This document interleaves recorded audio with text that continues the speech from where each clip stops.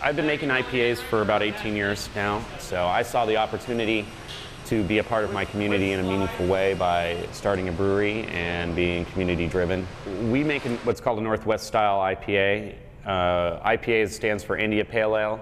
It's a historical reference to when the British colonized India. They used to ship beer down there, and to get it down there it needed to be stronger in terms of alcohol content and hops. With the addition of hops, it had an extra ability to make the journey. Hops is actually a natural preservative, and so that extra alcohol content, extra hoppiness, was kind of the profile that got the beer down there.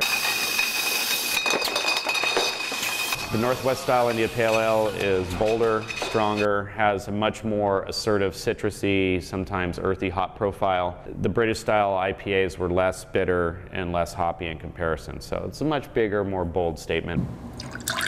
The difference with Total Domination IPA is, I believe, in body and drinkability is the #1 importance to me in any beer that is created or made. So what's important for us is that every sip makes you want to drink more of it. So we go for hop flavor more than hop bitterness, and we go for balance and drinkability over just in-your-face punch with hops.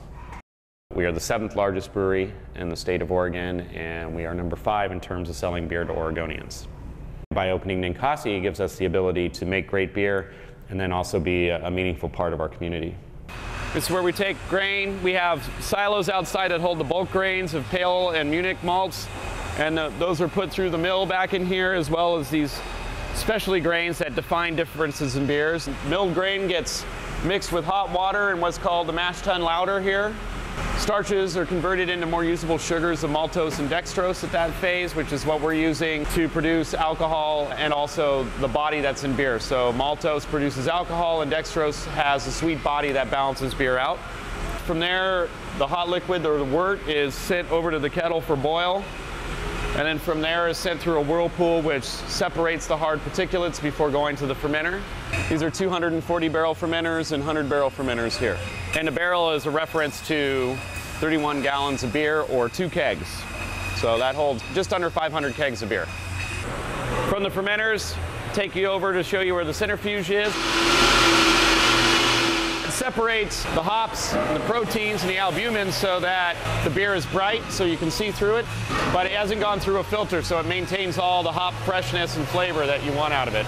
And then it's put into a bright tank in which it can be measured for taxation, made sure that the carbonation is right, and then we will either bottle it or keg it off. I've always said that the best beers are the beers that you share with people and the memories that you have with it. It's not the beer itself, it's the memories that you associate with it. And so I would hope that people would have an experience here that would allow them to feel that connection to beer, and that maybe one of their favorite beers would be created out of a special moment that they had with a friend here.